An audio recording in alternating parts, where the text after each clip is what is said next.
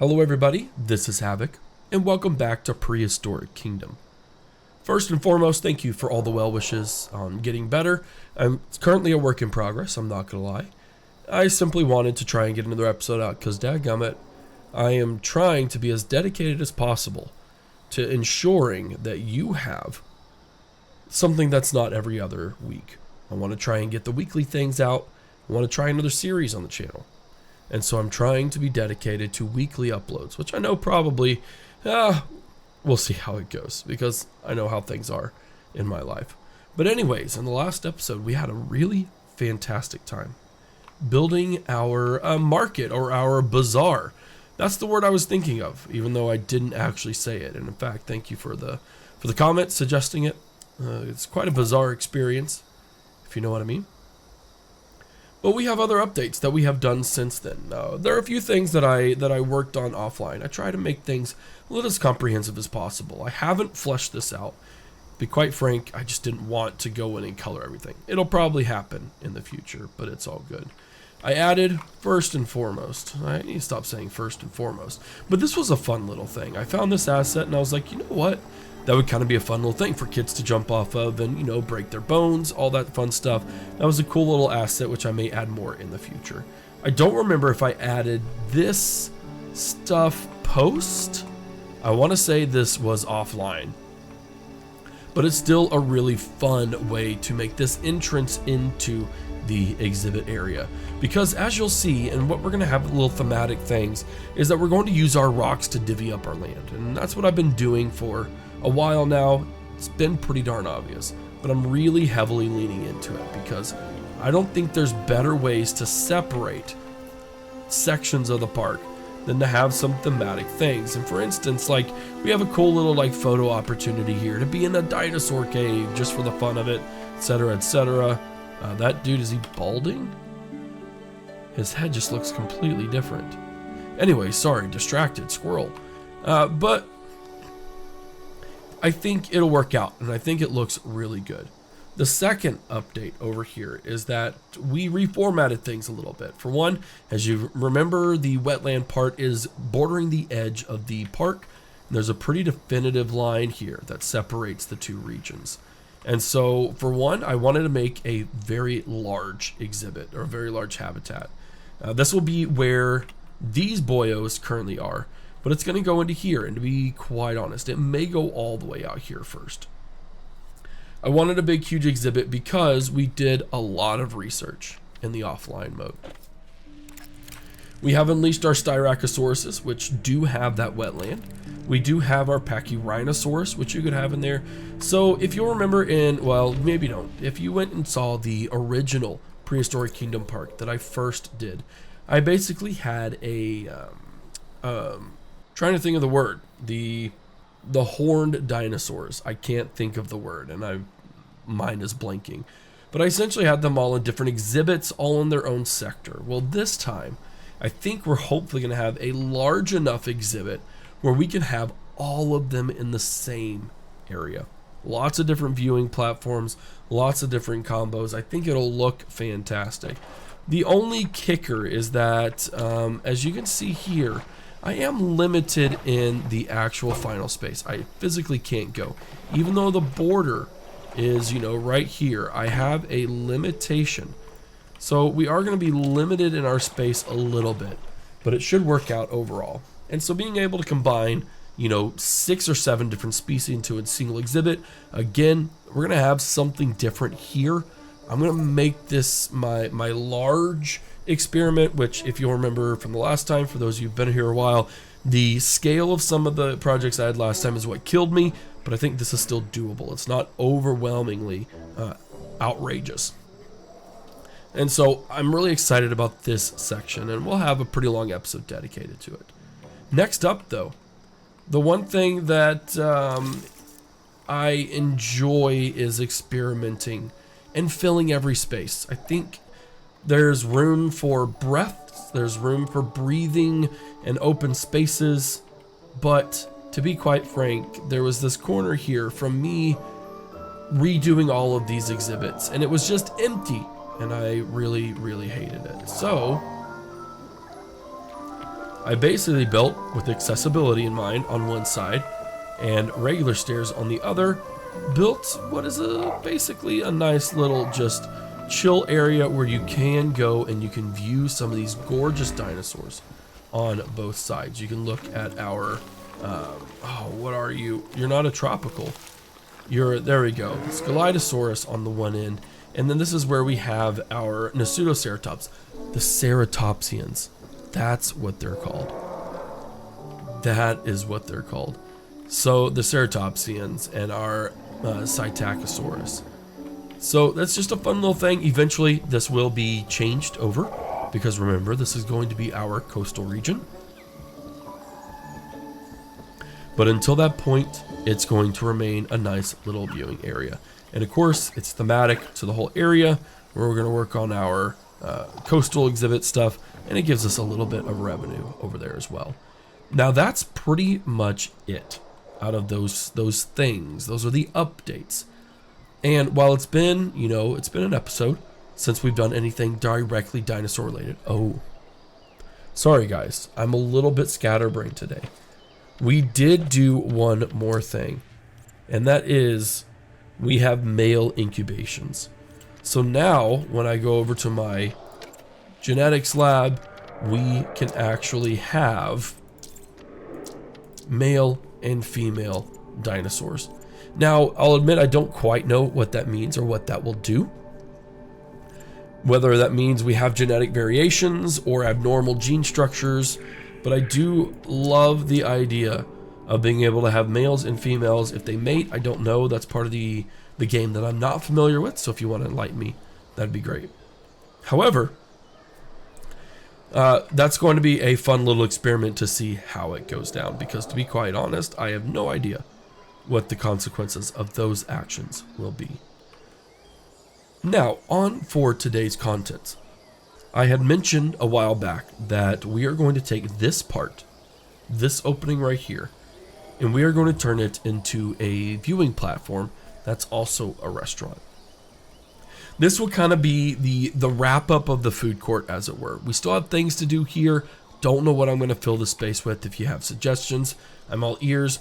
But we did want to bring in, let's go to guest facilities, the modern restaurant. This is what we wanted. And so this won't take very long, but at the same time, we have to stylize it like we stylize everything else. And this is essentially going to be our restaurant with a view, with a very big view, a very interesting view. And I'm very, very excited for it. So we're going to make this whole area shine. We're going to have potentially a nice little pathway here. We're going to do all the things to make it look good because, again, as always, I'm a man of substance. And I think it is very, very important. And we may even cross-theme it a little bit. Restaurant modern, I think you're going to get a facelift, and I think it's going to look fantastic.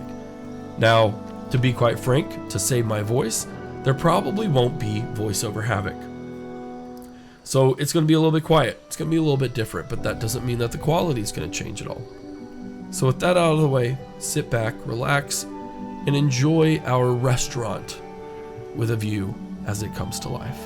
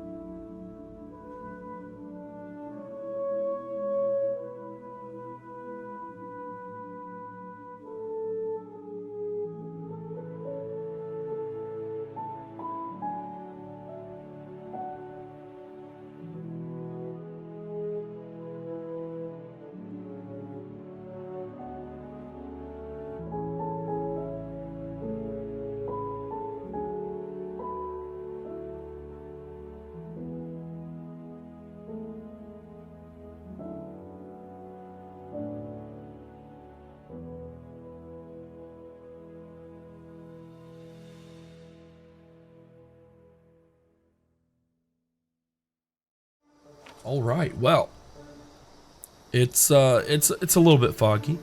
It's a little bit hard to see the magnificence that is this, but overall, I am very satisfied with how this turned out. This is a great looking restaurant, if I say so myself. And I am, to be quite frank, restaurant with view. Not super original, but I think it still stands testament to another unique area that really flushes out this part. Now, one of the things I want to try here, I don't know that it'll work, but it's something that we can attempt, is we do have quite a bit of space here. We have approximately 2,000 meters squared.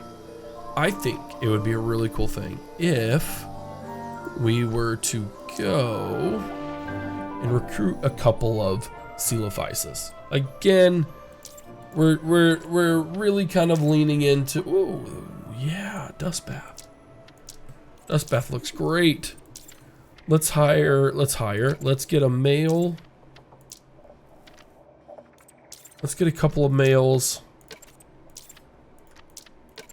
and a couple of females in here. Now, ideally, see, they can handle a ton of exhibit crowding.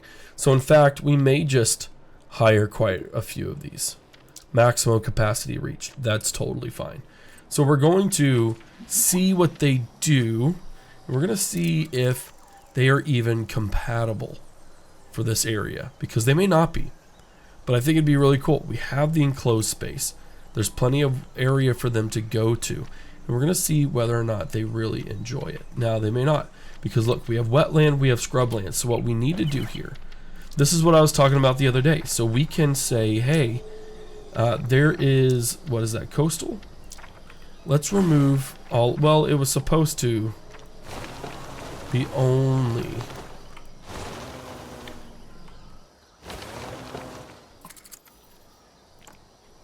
Okay, we still have some. So the other day when I did this, it only removed. Okay, that's fine. We only want coastal, which means we only want desert. Which also means we gotta kind of do this bit too. Okay, cool. Well, I know for sure we're gonna overcrowd the water level, so we need to remove the water. We need to push it back a bit, and then we could probably kind of do this number, have a little bit of variety in terms of sand dunes. Maybe do a little tiny like depression over here or something. There we go. I think that works. Okay, well, let's select all of them. Oh, look at these gorgeous creatures. Look at these gorgeous creatures. All right, let's figure out what they need. What do we got? They need a blood pumpkin. Let's go ahead and slap a couple of blood pumpkins. Normally this is what we do in... Okay, so they still have way too much water, which is what we figured would happen. I really have no issues taking back the water. I do wish it was a little bit more, a little bit less intense. But that's okay. We'll have our waterfalls here. And it'll be all good. It'll still work. Okay, that's a bit more than I anticipated. But again, it's all fine.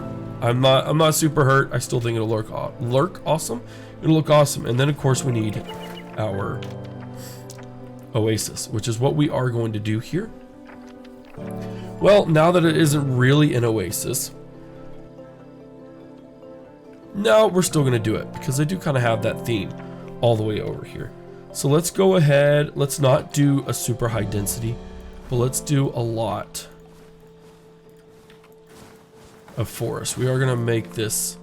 Ooh, that's a little too much forest. Is that still too much forest? There we go. There we go. So that's about the end of our limit there. We also need one last thing.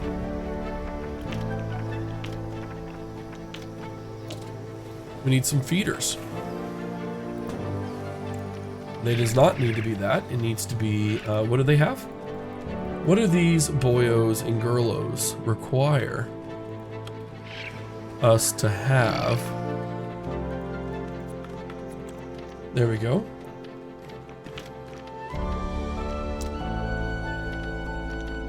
I do believe they need meat. We could go ahead and go back to here. We're going to do this live. Because, well, to be quite frank, I think it's kind of fun. Meat and insects. So what we're going to do now is we're going to do a couple more males. We're going to do some more females as well. So we're going to do meat over here.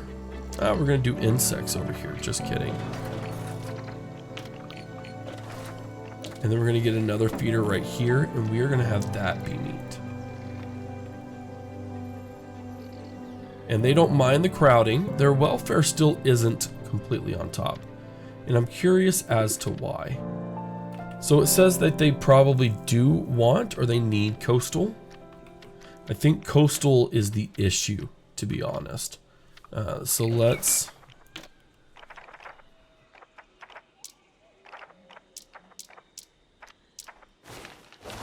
just remove everything once again.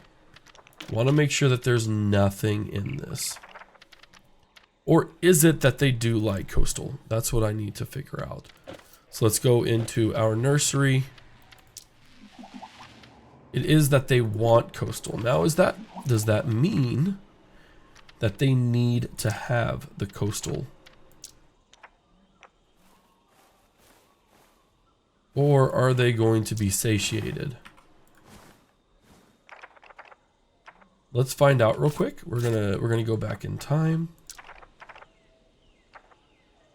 We can do maybe a fern forest. I'm just not huge on the fern forest. Okay. So nature-wise, they're okay.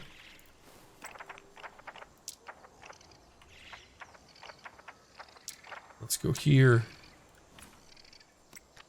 Cool. I'm not sure what's going on there. It does seem like they're a bit okay though, so we're gonna release these into the wild. There we go. Okay. Very nice. So now we have quite a few Coelophysis, which is just a fun little way. Again, they have some bigger dinosaurs over here, some smaller little meat eaters over here. Everyone's doing okay. Again, not real sure what is up with that. Now, there shouldn't be anything else. If I were to go over here, everything seems to be okay. I don't know what is going on. It could just be a little tiny glitch in the game or something to that effect as to why it's not working out 100%. It's not the end of the world. And we're gonna wrap things up today by just adding some cool little entertainment things.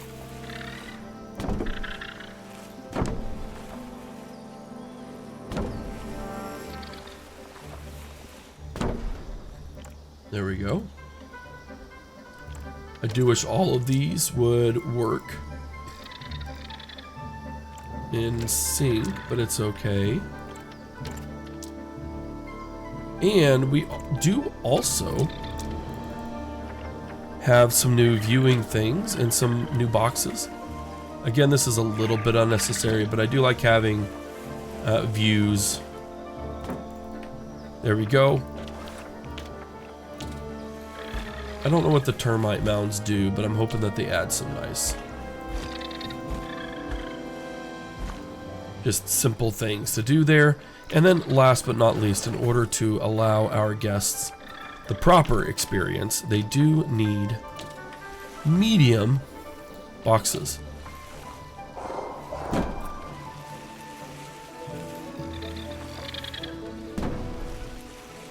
Just to be able to handle everything, I think.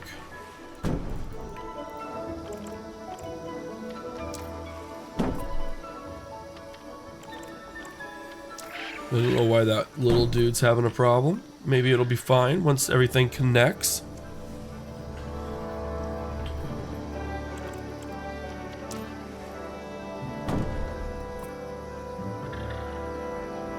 There we go. Well, unexpected. I did not anticipate being able to do this, and to be quite honest, these guys could probably just jump right over it. Let's make sure that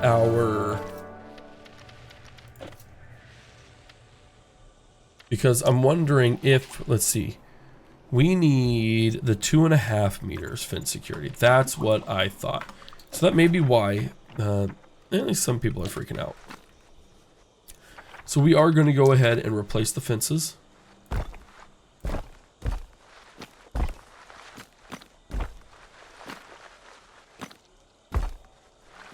There we go, which still looks fantastic.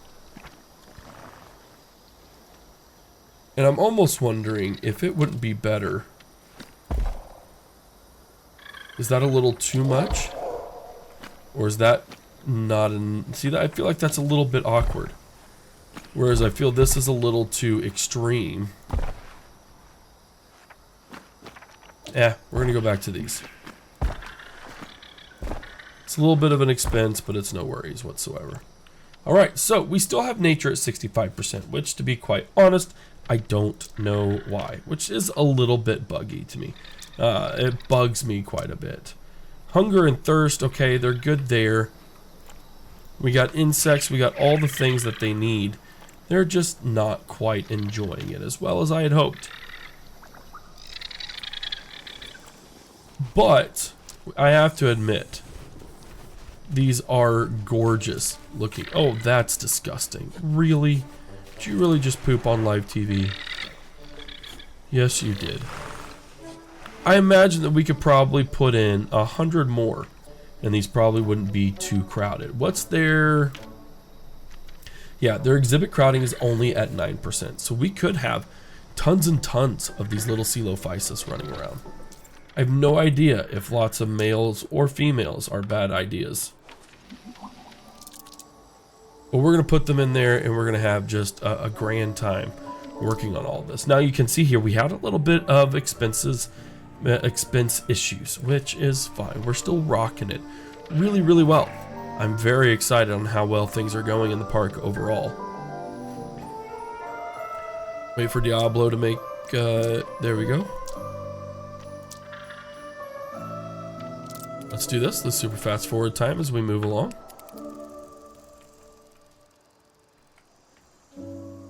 But yeah, overall, I think this was a great decision to move the... Oh, crap. Roberta, what are you doing? No, ma'am. No, ma'am. That's a big no-no. Oh, no. We've got people all over. We've got dinosaurs all over the place. What is going on? Mass mutiny. Gonna put you in here. Our Dryosaurus update, please come soon to remedy this situation because it's getting bad. It's getting really bad. In fact, I think we're gonna have to terminate all these. We're gonna have to terminate them and just hope for the best. But, ladies and gentlemen, I hope you enjoyed this region getting completely fleshed out.